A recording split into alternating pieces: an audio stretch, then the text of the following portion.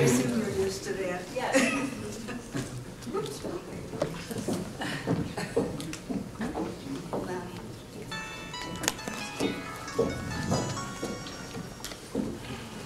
If you want to know something about Toni Preckwinkle, and if you go onto your email and look under here of all the incredible things that she has been doing over the last 20-some years, and now has put a cap on the top of it by being the first woman to be president of the Cook County Commissioners. And I think back to when New Township was formed, the first supervisor was also a woman. So you can see what we women do. But anyway, Toni is a person of integrity, forward-thinking ideas, and the need to transform county government into a world-class institution of the people of Cook County could be proud. She has been a high school teacher in Chicago. She has run nonprofit organizations. Is that me? Sorry. And she ran an improbable campaign against the political establishment and was elected 4th Ward Alderman in 1991. And from there, she is now president of our Cook County Commissioners. Ms. Preckwinkle, I would like to welcome you. Thank you.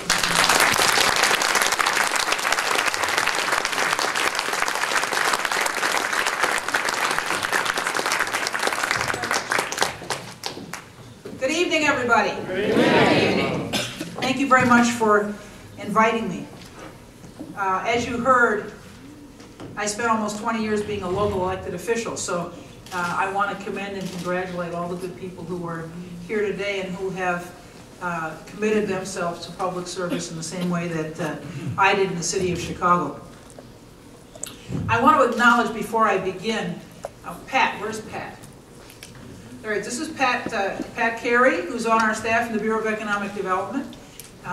He has the honor and distinction of working with people all across the county and being part of our outreach team, so I'm very grateful for his presence today. Where's Pam? Pam Lewick is an old friend of mine of 30 years who was good enough to take me around before we officially started today and kind of introduce me to people, so thank you, Pam. You know, what I usually say is that government at whatever level has two obligations, and that's to deliver good service and to do that as effectively and efficiently as possible. That's what we've tried to do in Cook County. We've had 4 basic tenets. We were going to try to be fiscally responsible, bring in innovative leadership, be transparent and accountable, and improve services. So those are the principles that have guided us from the very beginning. I'm proud of what we've been able to accomplish. We overwhelmingly passed 2 budgets in a single year, actually in 9 months. We instituted performance management to demand more accountability, both from our operations and our employees. We focused on public safety reform. We've worked to strengthen our healthcare system, while at the same time reducing the subsidy from county government. In short, we launched a campaign to reinvent Cook County government. Thank you.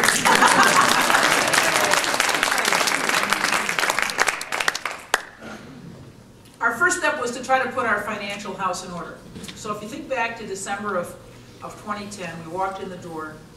We were at the beginning of the first quarter because Cook County, for reasons that are inexplicable to me, begins its fiscal year December 1st. Not January 1st, not July 1, you know, December 1st. Anyway, so we walked in the door. The first quarter had already begun. There was no budget. No preliminary budget, nothing. So we had to create a budget in 2 months and then get it passed. So we did that. And let me just tell you that that was difficult because we faced a $487 million gap in our $3 billion budget. So basically $500 million that we had to figure out how we were going to make up, what cuts we were going to make, how we were going to close that gap. $487 million, kind of daunting. In our first budget, we also committed to roll back the remainder of the Stroger sales tax increase. As you'll recall, during Todd Stroger's 4-year term, the sales tax was increased from 75 cents to $1.75 out of $100 spent. And before I came in office, 50 cents of that was rolled back. We still had 50 cents left. So what we committed to do in that first budget was to roll back the rest of the sales tax increase, half, a quarter of it this year and a quarter of it by the end of this year. So by 2013, all of the Stroger sales tax increase will be gone, will be rolled back. I made that promise on the campaign trail. I said it's bad for our businesses that have to compete, particularly here at the edge of the county. You have to compete with, you know, Lake, Will, DuPage, McHenry, wherever you are at the edge of Cook County. And it's a disadvantage for our businesses. But it's also very bad for working families. Sales taxes are regressive. Our second budget, we faced a smaller deficit, $315 million, but in a way it was more difficult to handle because we'd already done pretty much the easy things. We picked the low-hanging fruit. In fact, in this year's budget, less than 1% of the budget is one-time fixes, 1%. Mainly what we did is make structural changes, and unfortunately, the biggest part of that was to reduce our workforce. That was one of the toughest parts of my job. As I said, I had no illusions that this was going to be difficult, but I didn't imagine that when I walked in the door, I'd be putting 1,000 people out of work in the first year. And I know that most of those people are ordinary, hardworking folks, and it's been very difficult to accept that fact. The savings that we ensured by restructuring, however, saved the taxpayers $800 million, and the past two budgets reaffirm my commitment to being fiscally responsible. It's a commitment that I'm determined to keep throughout my tenure in this office. But it's not enough simply to cut government. You have to rethink the way it works. And as I've said, you have to be not only fiscally responsible, but you have to try to improve the quality of services. After being elected, I asked a diverse group of business, civic, and community leaders to come together, led by the Civic Consulting Alliance, an organization that some of you may know. It grew out of the Civic Federation and the Commercial Club, and basically it provides pro bono assistance to government at all levels. And they come in, depending on your needs, and provide you with not only their own pro bono staff, but pro bono staff that they recruit from law firms, from accounting firms, you know, wherever you need help. And they have been tremendous assistance to us. Actually, we believe that all told, the Civic Consulting Alliance, through its own staff efforts or through pro bono assistance they brought to us, have saved the county $5 million. One of the first things we did with the support and assistance of the Civic Consulting Alliance is put together a performance management initiative. We call it our STAR initiative, Set Targets, Achieve Results.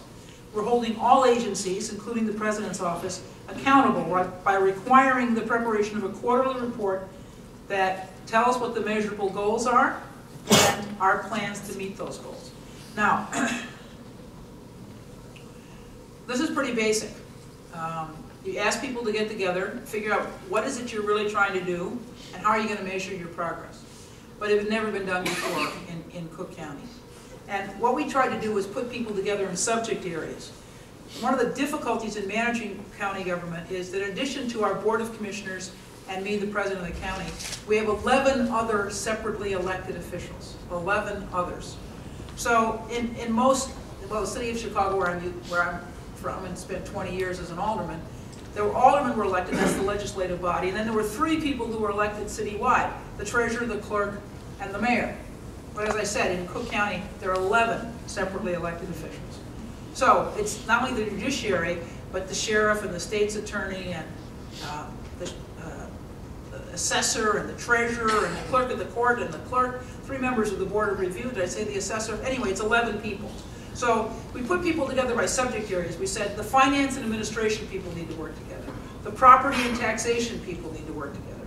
We need to look at the healthcare system, economic development, and I just missed one. But in any case, we put people together by subject area and said, look, you all sit down, figure out what you're trying to do and how we're going to measure your progress in doing it. So the property and taxation people said, look, for the first time, we're going to try to get the property tax bills on time. We haven't done this in more than a decade, okay? This is the basic foundation, right? Let's get the bills out on time. In the public safety arena, the 5 actors in public safety got together and said 70% of the people in our jail are there for nonviolent offenses. 70%. Let's figure out how we can safely reduce our jail population because it costs us $143 a day to keep somebody in jail. And some of those people are there for low-level drug offenses or the things that people do to get quick money for their drugs, like shoplifting or prostituting themselves. So we got people together in these subject areas to think about what they were doing and then try to figure out how we should measure their progress. And again, they set the goals themselves. They set the milestones themselves. They said, this is how we're going to figure out how we're going to measure our progress. Now, this is all pretty simple. We decided we were going to reward success rather than failure. And instead of funding the status quo, we said we're going to invest in performance. This is a strategy, as all of you in this room are aware, that most businesses and organizations already employ. But our performance management initiative does more than just provide the data necessary for this type of management. It ensures the environment for collaboration and cooperation needed to ensure the structural changes that we've envisioned. For the first time, as I said, all of Cook County's public safety entities are sharing the same data, using it to set cross-department goals and working together to achieve them. This is the first. And let me just point out, Cook County is basically in the business of providing health care and running a public safety system.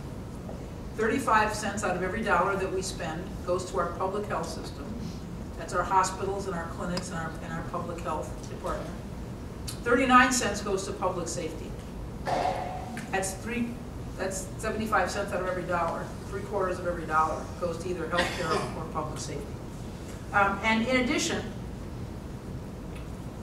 we spent almost $500 million on the jail alone. So we have a budget of about $3 billion. $500 million goes to the jail. So one of the things we said in public safety is not only are we going to reduce the jail population, but we're going to try to invest in alternatives to detention, both for young people and for adults. So we're focusing on more pretrial service initiatives and alternatives to detention. We're trying to figure out how we can reduce the population, both not only in the jail, but in the juvenile temporary detention center. We're looking at how we can pursue bond court reform. If you've ever been at bond court at 26th and California, one of the things that's astonishing is how quickly decisions are made and how many people, it would appear, for relatively modest bonds are going to be detained in jail because their families can't come up with the money. What I usually say is the jail is the intersection of racism and poverty in this country, not just in Cook County, but across the country. So we're looking at bond court reform, trying to figure out how we can set reasonable bonds for people, being sure that we're letting out those people who are not a flight risk, are not a danger to themselves, not a danger to the community. But we've got a lot of work to do in that area. Because we chose to move forward as one county, we're shaping a better and more responsible county. I'm committed to trying to make Cook County the most effective county in which to work and live in the country. We must fully realize our historically underutilized economic development capacities in order to do that. So I said 3/4 of our money goes to public health or public safety, but we've also got to pay attention to economic development. So the first thing we did was put together our workforce training, our community development, our capital planning, and our building and zoning departments, and said, this is all related. We need to try to figure out how we're going to have a more intelligent and forward-looking economic development policy. We began with this consolidation, but that wasn't the end of it. We said we're going to have to figure out how to focus on being more helpful to the local units of government with whom we have to work and to the business community. One of the things I know as a teacher is that you have no real job security unless you have skills. And Mayor Emanuel and I have been working together on a number of things, but one of those is employment training. It will probably surprise you to know that in Cook County, our employment training activities are divided among 3 entities. There's one in the city of Chicago. Cook County runs one for Southeast, South, and Southwest Cook County, and North and Northwest Cook County are in a separate. They call them workforce investment boards. So if you live in Wilmette, your employment training agency can't and won't tell you about jobs in the city of Chicago. And likewise, if you live in Chicago, they won't tell you about jobs in Northfield because they have 3 separate employment training entities. So one of the things the mayor and I are doing is combining those 3 entities into one so that all the people of Cook County have the benefit of access to all the employment opportunities and all the training opportunities in the entire county. That seems to make sense, both from the perspective of those who are looking for work and the perspective of taxpayers, because it's wasteful for us to do it the way we've been doing it for so long. Employers need to know that they will find an educated workforce as they move into our communities, and they also need to think about how they can employ people who live in the communities in their businesses, and that's an obligation of those of us in county government to help provide that assistance. As we work to improve the present conditions in the county, we can't lose focus on planning for the future. We have to figure out ways to be more competitive. You may have followed the recent work that's been done by what's called World Business Chicago, which is the economic development arm, broadly speaking, of the city of Chicago. There's also something called the Chicagoland Chamber of Commerce brought a group called OECD. I think it's the Office of Economic Cooperation and Development. And they both did studies of our region to try to figure out what our strengths were and how we could build on those strengths to enhance our competitiveness in the world market. Well, the county has to be a player in that economic development activity. We can't kind of sit on the sidelines. When I was campaigning, one of the things I found is I went to talk to people in the Metropolitan Planning Council or Metropolis Strategies or the Chicago Metropolitan Agency for Planning, those groups that look at the whole region and how we can compete more effectively.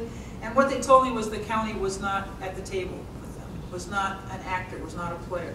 The county has to be deeply involved in economic development activities to support our entire region.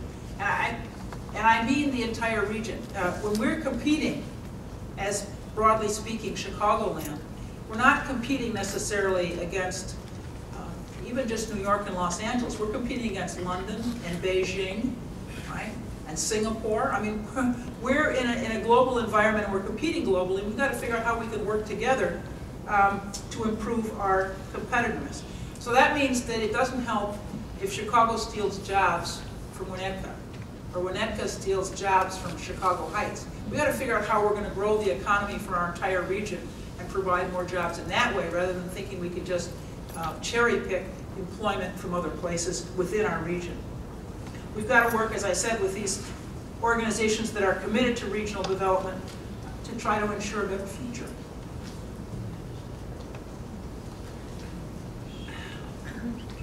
As I said, I'm here today because the county is serious about engaging in these activities. We know that there's some hard truths that we have to face about where we are in the county, what resources we have, what we can spend, and we also know we have to change the culture of county government. But I think we've gotten a good start. I'm grateful for the support that I've received across the county for the work that we've done, and I pledge to you we're going to continue to try to reform Cook County government. I want to thank you very much for inviting me, and I'd be happy to take your questions.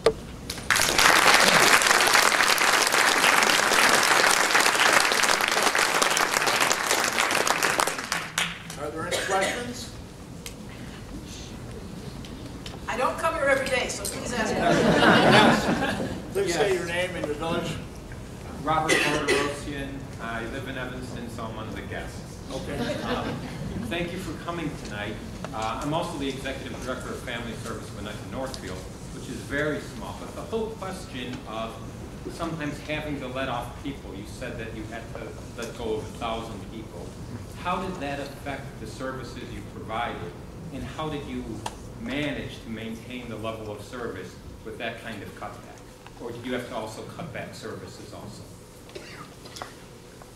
Unfortunately, the county has long been a place with padded payrolls. You may have read recently about some of the difficulties we had in the medical examiner's office. So we sent a team from my office to the medical examiner's office to be there every day to get a handle on management of the place. I won't tell you the job category, but we discovered there was a job title in which there were 6 individuals. Only 4 of them were working on a daily basis. So when we came there, we said, everyone's going to have to work. One person retired immediately. The other person, after 2 or 3 days, and the initiation of disciplinary procedures started to work. But the county has been a place where there were a lot of patronage employees. And I'm not saying that everyone that we let go was a patronage employee. We were just so overstaffed that we had to make reductions in staff. And that's painful, but it's what we had to do because we can't afford the workforce that we've had historically. The county had about 24,000 employees when we came on board. It has close to 23,000 now, and we will continue to reduce the workforce because we don't have any choice given the resources that we have. And that's difficult, but it's what we owe everybody in Cook County, and that is to run government as efficiently as we can. So some of it, frankly, was just that we were overstaffed, relation to other units of government, or in relation to even not-for-profit organizations like at the hospital system, again, 35% of our budget goes into health care. If you looked at our hospital staffing per bed, it was about 1.5 times what you'd find the employee ratio to hospital beds in not-for-profit hospitals. So again, we were at a staffing level that was considerably higher than what you would find out in the community at large. So we've had to make reductions in staff, but we've made it clear to the employees that remain that we are going to hold them to a high standard of performance. And our goal over time is to continue to improve the quality of our service, even as we make reductions in staff.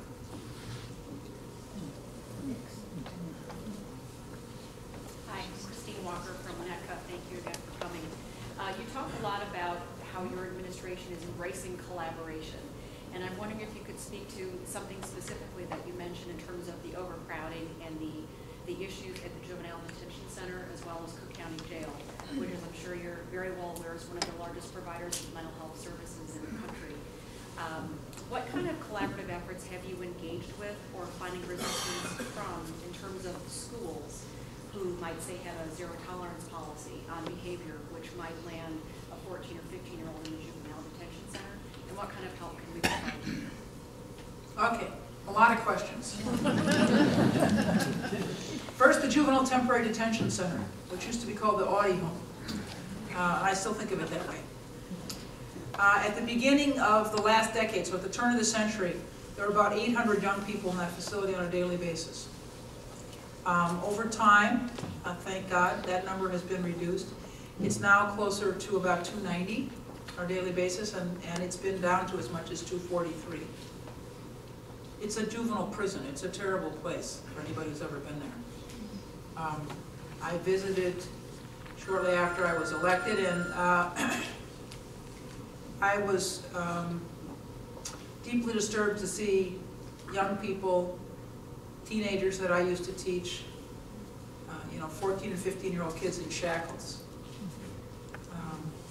It's very distressing.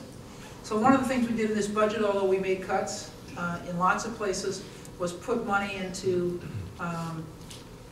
our juvenile probation and pretrial services for juveniles, so we could invest more in being sure that they got the best possible assistance from the county prior to going to trial, and to look more into alternatives like peer juries. I understand that this community, this township has a peer jury system. Move into things like that rather than detaining people in the jail.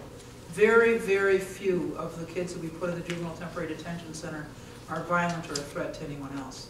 Most of them are there for less than a week. 43% are there for a week or less. If a kid is in that facility for a week or less, they're not really a danger to anybody else, because after a week you let them go. I mean, you know. So we've got a lot of work to do there. On the mental health side, in this country in the 1980s, we made a terrible mistake. We said we were going to deinstitutionalize those who were mentally ill, deinstitutionalize them. We were going to create community treatment options for people. Well, we shut down the mental health centers, but we didn't create the community institutions to serve that population. And so now, it's not just here in Cook County, but across the country, our jails are our largest mental health institutions. So we didn't deinstitutionalize, we just transferred people from one institution to another. Thresholds, which is an organization that I have worked with in the past in my ward, came to see me early on, and they told me that roughly on any given day, a third, so roughly 33 to 40% of the people in our jail were struggling with mental health problems. So we know that we have a tremendous population in our jail that needs mental health services. And that's one of the areas going forward that we're trying to figure out how we can house people prior to their trial someplace other than the jail. $143 a day, roughly $52,000 a year to keep somebody in jail. Almost anything else we do, whether it's drug treatment or mental health services, is cheaper than $143 a day, and you don't get those services in the jail. So whatever we do out in the community to try to assist people who come in contact with our criminal justice system is cheaper than keeping them in jail where they get no service. So we've got some real challenges in both redirecting our resources and educating the people of Cook County about the impact of the choices that we've made in the past about, you know, getting tough on crime and deinstitutionalizing the mentally ill and all these other things that have had terrible unintended consequences in terms of drains on our resources and ill service to the people who need it most.